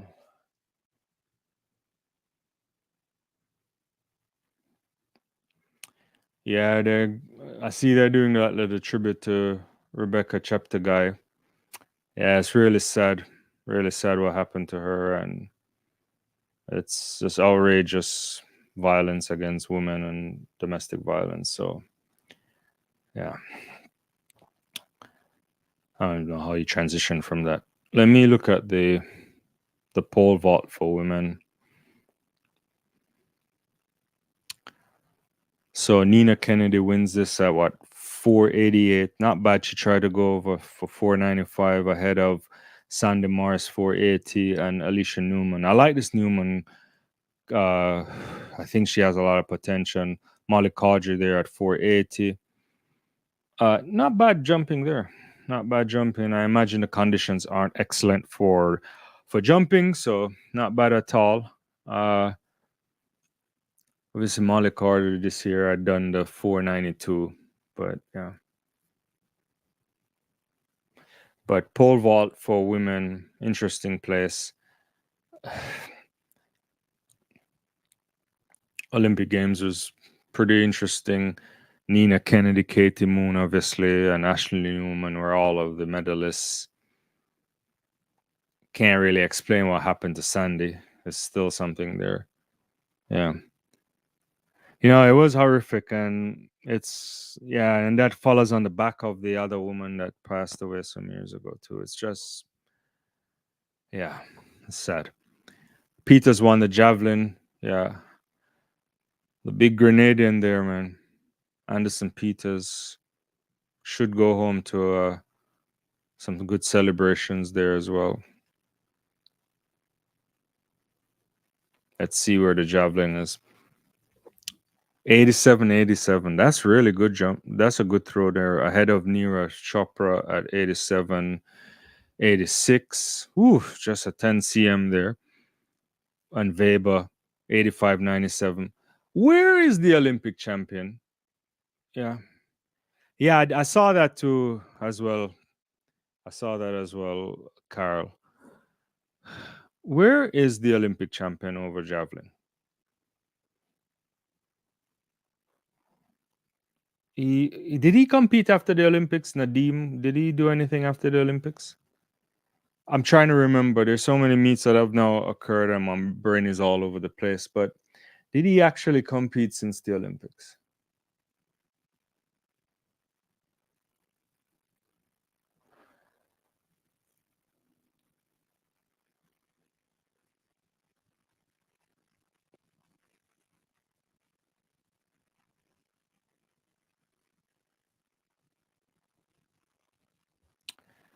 Yeah. Oh, it's just 1 cm, not 10 cm. Sorry, it's like 87-86. Whoa, I thought it was like 87-76. Yeah, yeah. All in the game. We need to see Nadim on the Diamond League circuit next year. We certainly need to. I don't understand. First of all, we haven't seen him since I can't remember the last time we saw him before the Olympic Games. It pops up and throws, what was it, 92 meters and change or something like that.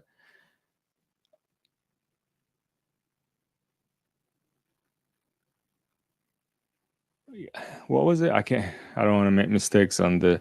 He popped up and threw something really big. And we haven't seen him since. I feel when you think about owing it to the fans, especially in Olympic year, yeah. Yeah, it was like 92, 97. Outrageous throw there. Yeah. Carl is confirming he hasn't done any of the Diamond League. Yeah. So we're looking forward to the men's 800 meters. This should be a cracker, at least very competitive. How fast? I'm not quite sure, given the conditions. But we're looking at the Olympic champion, the Olympic silver medalist, the Olympic bronze medalists, finalists galore. Tuel, I thought he would have been on the podium, but he didn't make it. Sedrati, I had winning.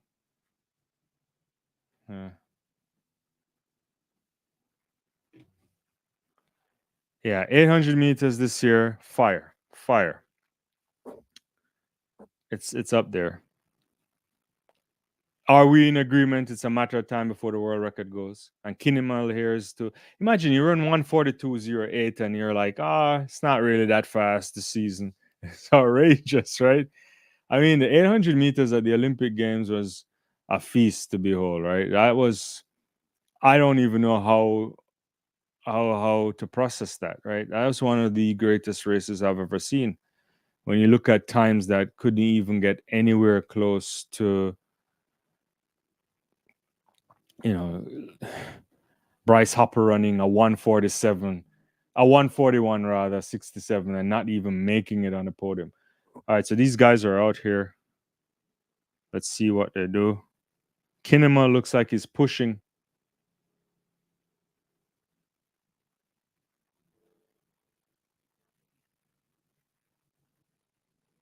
Arop is coming around there with Wanyoni as well. It's pretty good there, like 25 at 200 or so, is it?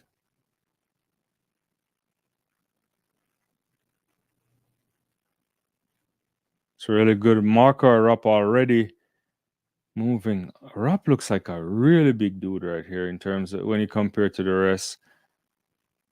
This is really going to be fast right here. It's like 49.2 Ooh, that's really quick for the first 400 meters. Arap is in the lead. Kinemal right there. Sajati.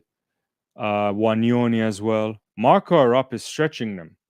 I don't know if he's going to have everything left. Last time we saw him doing this, he still won. Wanyoni looked like he's struggling a bit here, trying to push. Sajati is moving up there. But Arap there kind of taking it off a little bit. is coming. Sajati is coming for sure. Was pushed there. I think Arap doesn't have enough. I think Sajati is going to come back on him. He's coming, but then look at Wanyoni coming. Wanyoni coming from way outside. He's going to win this. Wanyoni wins this in 142.69 ahead of Sajati and Marco Arap. At one point, it looked like Wanyoni had nothing. All in the game says, yeah, it's crazy to say that Radisha's time is on world record is on borrowed time. Mean and Nadim did only 2 tournaments this year, the Olympics, which he won, and fourth at Paris Diamond League.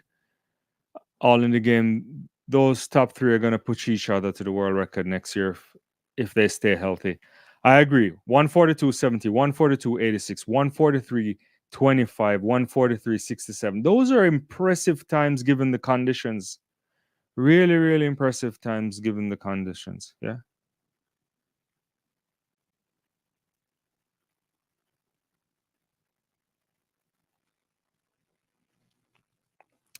On the coming on the second lap there on the backstretch, Wanyoni looked like he was struggling a little bit to keep up with the pace. He had to move past the work around Kinemal there, and then Sajati takes over from Arap, and then he finds a way and he's digging deep.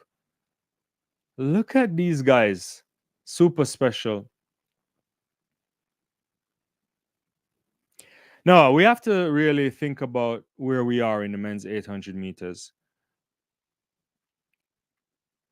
You have guys that it's no longer good enough to run sub 142 and think that you're going to be on the podium. If we go back to the Olympic Games, you think about that 140, it was what was it 141.19 from Wanyoni, then 141.20 from Arap. It was just barely separating there. 141.5 from Sajati. Bryce Hoppel, national record for the United States, 141.6, and not making on the podium. And Atue, they're running 142. There's the slowest guy there was like a 143.8. Outrageous. The only way I can comprehend is that everyone has to come next year thinking that I gotta be 141 unless I have no shot. World record's going next year. It's going next year. It is gonna go.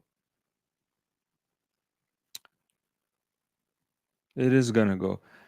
One more track event before the end of the Diamond League season, and it's gonna be the women's 400-meter hurdles with the surprise silver medalist Anna Cockrell. I actually met. Anyway, I shouldn't talk about this. Anyway, it should be good. Femke Ball, Anna Cockrell, Russell Knight, Salmon there from Jamaica, who's having a fabulous season to end off things there, running that 52.97 recently.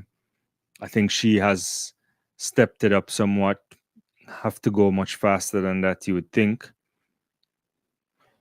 But I thought Anna Cockrell going into the Olympic Games, like a Rochelle Clayton, like a few others, had the ability to challenge for a medal. What I didn't see coming was Anna Cockrell going sub 52 and pushing Femke Bol off the podium. Off the silver medal, sorry, not the podium. Interesting space for women's 400-meter hurdles. This should be a good one. My money still thinks that Femke will try to win this tonight. Anna's been running a few races since the likewise Salmon and Shamir Little too has been running all over the place. Tried to make that US team over both events and it didn't work out, but nevertheless played a role in the 400 meter in the 4x400 meter relay. Yeah, this should be a good race.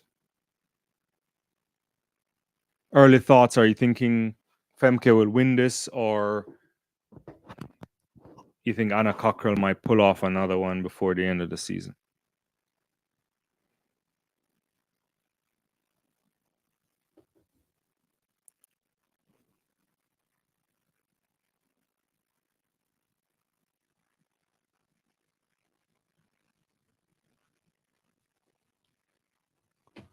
Dorshuk looked decent there. Let me see the high jump really quick.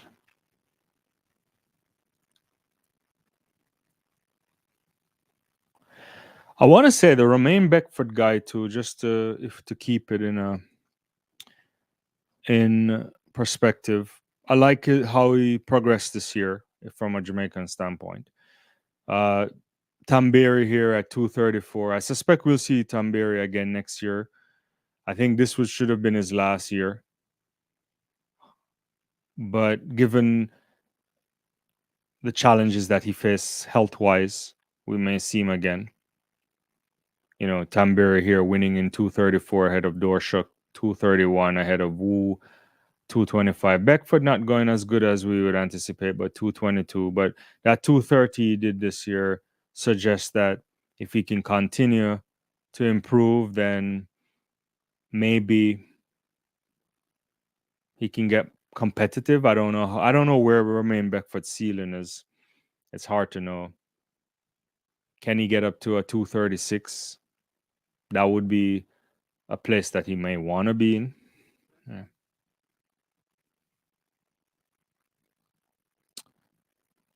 Will Femke beat her own meet record 52:11? I'm not sure all in the game. I mean, we've seen some good times here, even though the conditions don't seem to be great for running. I don't know. I doubt that. It would be good to see, but I'm not quite sure if they're up for it.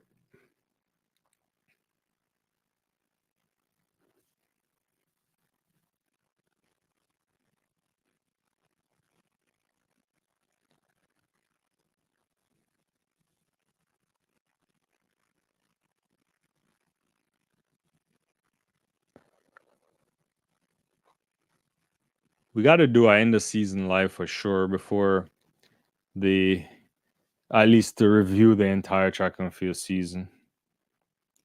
Kind of think about what are the greatest things that we saw this year. There's a lot of great stuff, great storylines.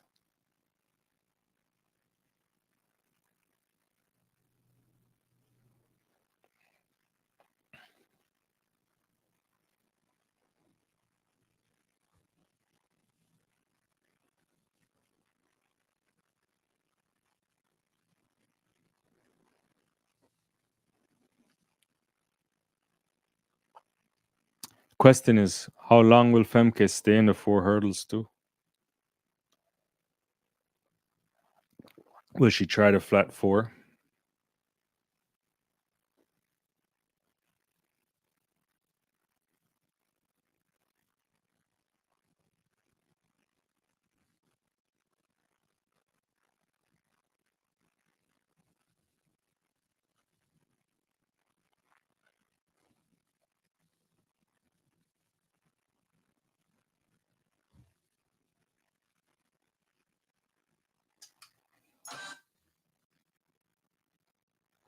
All in the game says Femke huge in Europe, arguably more than Sydney. I agree on that. I think there's no question about that.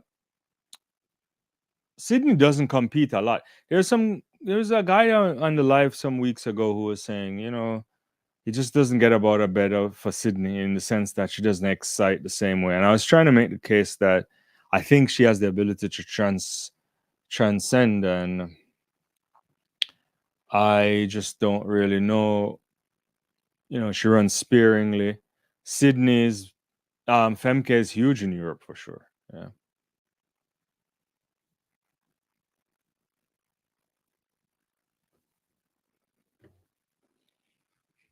This should be good.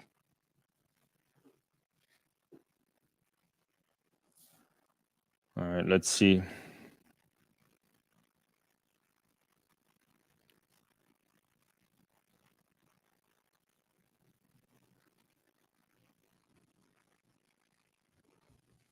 I just realized Sydney Femke Bowl sponsorship.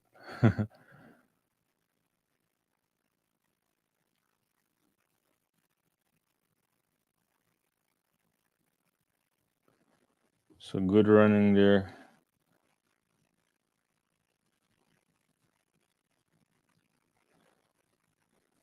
Cockrell looks good too. I think Cockrell might be in the lead, right? Yeah. Shamir Little and Cockrell there. Femke isn't running a good race at all. But she might be stepping up right now. She's making a move now to come off the curve. Anna Cockrell is a bit out of it. Shamir Little is leading. Femke now takes something, but now comes Anna Cockrell as well. She missed that step, I think. She didn't count the step right there. Femke is going to run away with this. And so I think Anna Cockrell will come second and Salmon will come third. 52.45.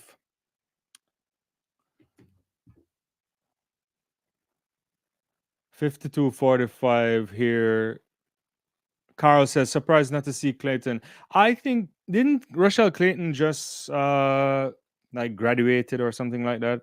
I think I saw something on social media like that. So it could be that because she ran a few more races at the end of the season and then probably call it a day. She did, I think she did post something, unless that was an old picture she was reposting recently. Femke has been overly cautious in the first 200 since the Olympic final. It does look that way for sure, because she wasn't pushing. Shamar Little was leading at one point. Cockrell was ahead of her as well. And then, she waited her time and she came around. Only woman to break 53 seconds here. 52.45. Very, very good time. Can't complain about that given the conditions. And yeah, looking at it on the replay again, Femke starts to make some move here. And I think Anna on hurdle, was it hurdle 9 or so? Hurdle wasn't. Yeah, I think it was hurdle 9 or hurdle 8. She didn't really come around as well as she wanted to. Like the step seemed off to me. But easy run in the end for Femke Bowl. So that's the Diamond League final. The kind of official or it's not officially, but technically it is the official end of the season. It's been a long season. It's always one of those things where you have the Olympic Games. That's the biggest thing. And then for them to sustain things after the Olympic Games, we got some good competition here and there. Yeah. Shout out to the athletes who continue to compete. Shout out to the athletes who don't compete too. I don't want to be bitter about it. Some of them, probably the biggest thing was the Olympics, and the body can't go much further, and that's to be expected. Should be some good stuff coming back next year for sure. Road racing coming up as well. By the time you look collegiate season starts, so a lot of stuff to be in the space of track and field for sure. Hopefully athletes can get a good time to rest, recuperate. Some of them will soon start hitting background training again. And the cycle will continue.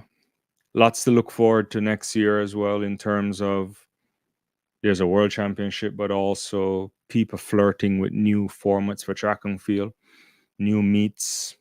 We'll have to wait and see if that will bring more prestige to the sport. The key thing is to expand the sport, to get eyes on it. We'll have to see if that happens. I'd love for it to work because then you can elevate the sport. All in the game is saying Shamar has been so poor in the 400 hurdles this year, especially post Olympics. A, she seems a much better flat 400 runner these days and should be looking to make the team instead. Instead, next year, in my opinion, won't beat Sid, Cockrell, or Jones. Yeah, I agree. I think the challenge, I'm still baffled by why she did the double in the US trials. Was it because she wanted to ensure she made the team, the relay pool? Yeah, I don't know. Yeah, it's a good question. Yeah, EF says DL on flow track next year for US. Yeah, that's true. So the NBC loses float, loses the Diamond League next year. I wonder if they're gonna up the. I have this flow track subscription to which because I watch the Continental stuff and what is it like? 100 and something a year. I don't know. Will they raise it now because they have the Diamond League to pay for? uh I don't know. I don't know if we'll get better coverage from FlowTrack. Some of my issues with the Diamond League coverage on Peacock is that when these guys aren't there, it's not as good as you want it to be. So sometimes it's better to just get the commentary straight from. And sometimes I don't even watch it commentary. No, I don't even know what's going on. But it's going to be interesting to see. I don't know if the coverage will be better. A lot increasingly, you have to pay for all of these services if you don't want to go through the hassle of a VPN and all that.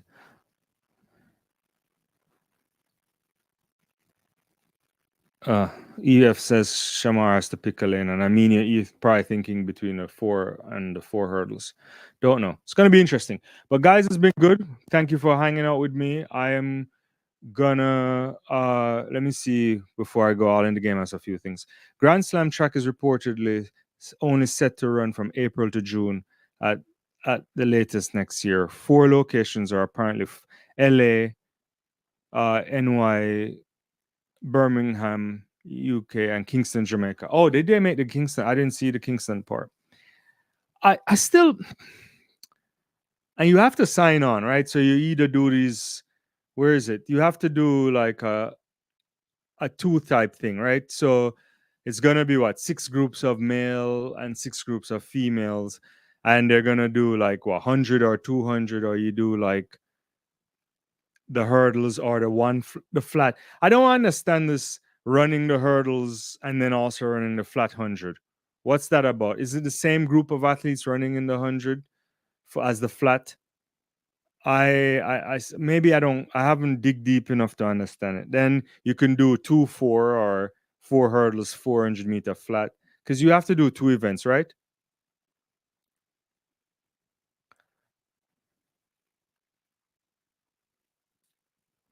Yeah. Anyway, I still have to go. I'll go watch Notre Dame beat up Purdue in a second, so it's probably already going on. Yeah, I haven't seen where the locations are. I don't fully understand the format. I know you have to do, I guess you have to challenge to be in the next spot next season, so you have to even do 2 events or something like that. But I have to read up some more. Yeah.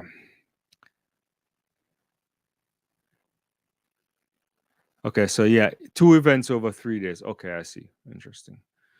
Well, I hope it works. Clearly it's targeted towards the sprints. Isn't there, there's a women's league thing coming too, right? I think Gabby Thomas is signed on to that, right? And if whatever Krauser tries to try as well, I suspect we are in an era of the democratization of the sport.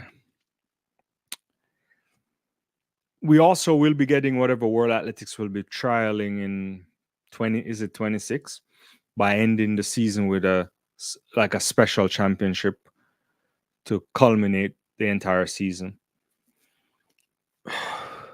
It's hard for me to see how some of those events will outrank currently the Diamond League, only because that the Diamond League affords, especially at the end of the final, affords you that opportunity to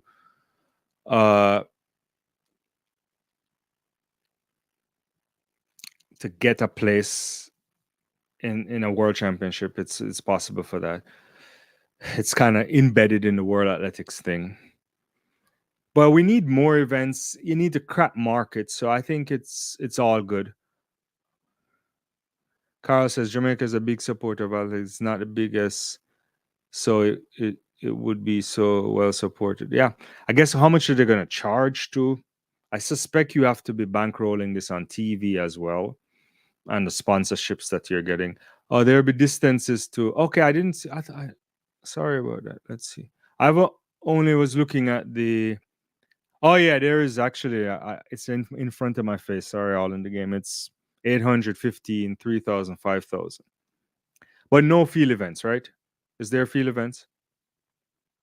Yeah. The money is good. 100K. If you're in last, you get 10K. Still small money when you think about the grand scheme of sports in general. However, got to work with it the way it is right now. So I don't know for sure what that means in terms of